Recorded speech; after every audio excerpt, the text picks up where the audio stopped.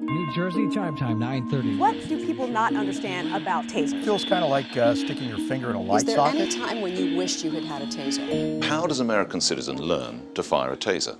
I've come to Gun for Hire in Woodland Park Gun Range in New Jersey to find out. I'm about to meet one of the senior instructors. Nick Ferrari from London. Hi, Nick. How are you? I'm good. You? Good, good. You're going to tell me everything I need to know about firing a Taser, right? Have a seat. So, Bob, I'm a citizen, American citizen. I've come off the street. I want you to teach me how to operate a Taser. What we would do is we would put you through our civilian trainer course. After the classroom portion, it would also consist of you doing 2 actual live shots with the Taser device. The Taser works off what we call NMI, which is neuromuscular incapacitation. So it shuts everything down basically once you're hit. If I give someone a baton, I have that blunt force, which is causing a lot of obvious damage to the person that I'm utilizing it. Or my next option is going straight from that baton to my firearm. There was nothing in between at that point. Now at least you have the Taser capability, which really doesn't leave any long-lasting physical effects. These are the actual darts that are deployed from the Taser when you press the trigger. It has kind of like a fish hook barb on the end. That's so obviously it'll stay in the skin. They're about 1 inch total in length, but the only part that would actually enter the body is about 1/4 of an inch. Okay. Once I press the trigger, if there was a cartridge, that's when those darts would come out. Those darts go 5 yards or 15 feet. Without it, I can also use this now as a stun device, okay? Once I press the trigger, you're gonna see that arcing. And now if I were to drive that into someone, then you're gonna get that pain compliance, that sensory compliance. I've come to a different part of the Gun for Hire range. School's out, class is finished, let's see how I've done. And I'm going to meet my instructor again, Bob Prowse, in a moment, and actually fire one. I'm sold on the benefits of Tasers, but I've never fired one. I fired handguns, and I'm about to find out. I'll be interested whether it's as straightforward and just what it feels like when it's actually loaded, because back in the classroom, it felt an incredibly light piece of kit. So let's find out. Bob, what are we going to do now? Hey, Nick. Hey. Welcome to our range expansion. It's a work in progress, as you can see. Sure. Now we're going to go into our live fire portion of the class. So remember, safety first. We're going to get those eyeglasses on. Okay. If you give me a second, I'll set up. Okay. And I'll give you a shout. And this is where all the kit is? Yes, sir. Okay, so as Bob sets out, these are the challenges. Imagine that you need to use one of these as a police officer. How straightforward is it? How easy is it? What are the safety measures we need? And also, how effective is it likely to be? There's only one way to find out. Let's fire one for the first time ever.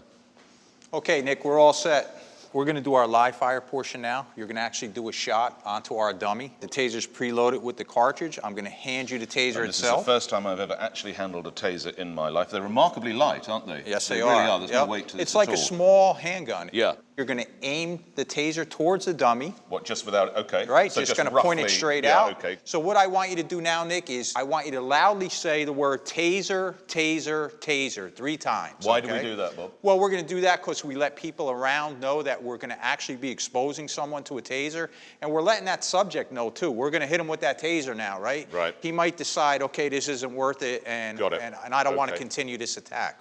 Taser, Taser, Taser. Okay, so now you hear that? Yeah. Okay, so that electricity is going down, okay? So what I want you to do right now is switch the safety off. Immediately the effects stop. The good thing about the Taser Pulse is now if you press that safety up again, if this gentleman wanted to fight again, I press the trigger? press that trigger again, and there you go. These bits of confetti in my hand now, Bob, which are roughly the size of a pinhead, I've picked 3 up from the floor. They're scattered everywhere. What are these for? Okay, they're what are known as anti-felon identification tags. They actually contain a small unique serial number, which is matched up with this cartridge. So I, as a consumer, I buy my Taser and I buy my cartridges. If I were to deploy this Taser, law enforcement could come, they could sweep those little pieces of confetti up, match that number to the cartridge. They know Bob Prowse is the person. Right. So now I fired one, and I can tell you they really work. Once you load that cartridge in, once it's live, or whatever the expression is, it becomes a real weapon. And the use of the red dot and the use of the flashlight or torch if it was dark, this is definitely a bit of kit that would provide a lot of protection for police officers in the United Kingdom.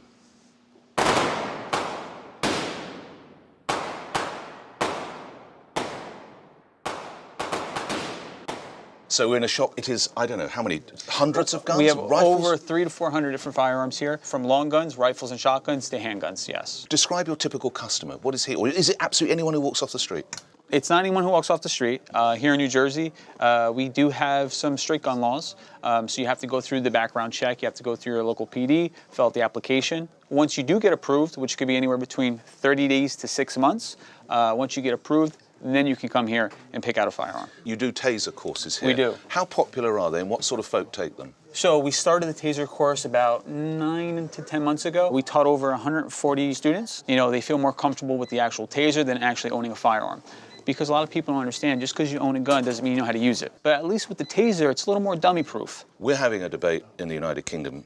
Police officers there do not have the facility to carry tasers at all times. They have to request, and even then they're not always getting them. What would you say to people in the UK about providing police officers with tasers? Well, it's sad that the officer doesn't have that kind of protection. I'm sorry. The Taser itself is definitely a lot more powerful than the pepper spray. They both have their pros and cons. What I see a lot with the pepper spray is you can have the wind blow the actual spray around, or you spray everyone else in the crowd, or your partner. They shouldn't be able to carry a Taser. They should be able to carry a firearm.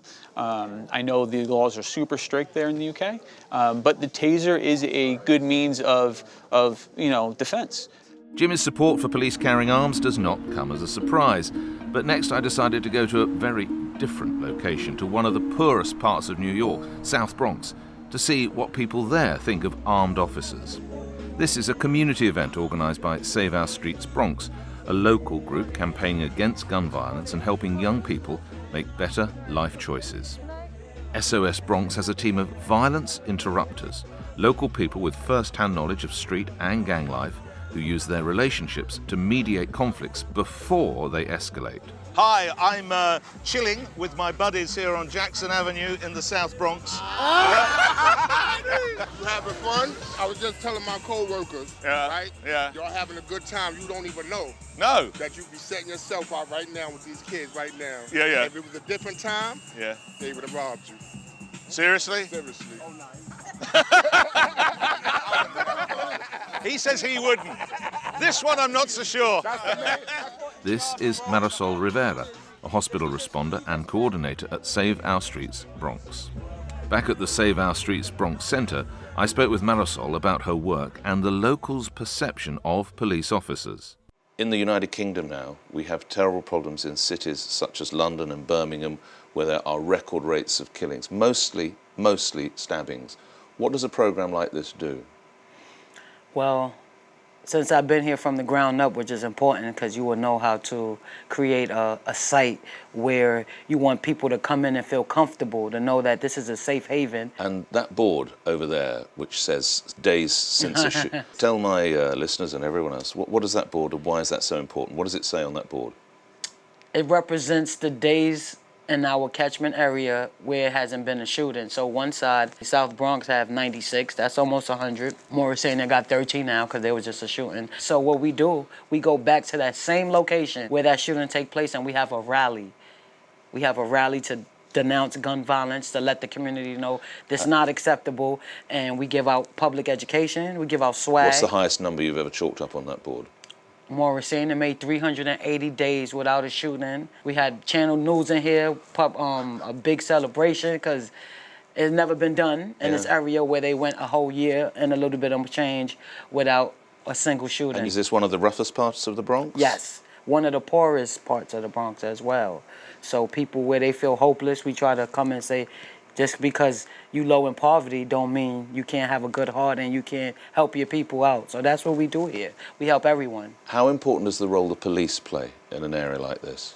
Well, the police, our relationship, I would say, has gotten a lot better as opposed to 5 years ago when we first came, because you got to prove yourself like anything. But they got their role, they respect us. If they walk up on us now and there's an issue with a kid, they'll let us take care of it first. So the respect is mutual. They got their role, we got our role, and together we make it happen. Your officers in the US are armed in a way they're not in Britain. How important is it that police officers in a part of the city like this have got guns and have got tasers? Yeah, the violence is all the way up, and I feel maybe it's a security purpose, but it's crazy that you told me that y'all don't carry guns. And they don't even carry tasers, Marisol. So how they protect themselves? They hope that one of their friends has got a taser or they can get one up real quick. What would you say to those police officers? I would say that y'all got to protect yourself. Y'all got a family that you got to make it home to, because in here we practice safety first too, and maybe y'all should think about getting armed, or y'all have to protect yourself. Y'all need bulletproof vests. Like, I just never heard of that. I never knew that, so that was some good information. So sometimes to defeat violence, you have to show that you do have force. You are able to Absolutely. You got to let them see that I don't want to go there, but if I have to make sure that I'm prepared. Back in Manhattan, we met up with New York Assemblyman Mike DePetri and asked him what he thought of the fact that UK police officers do not all carry tasers. When you have people out there that don't fear the police, that's a problem ultimately for the safety of our communities. Adding tasers allows an officer to subdue a perpetrator in any sort of situation that can threaten an officer's life. So absolutely, you need to have it where an officer can be well equipped so that he can ultimately protect himself or she can ultimately protect herself, or even more importantly, he or she can now protect the neighborhoods and community members. You don't want to have it where a perpetrator goes right through the law enforcement officer and then goes straight after a civilian. That's a problem.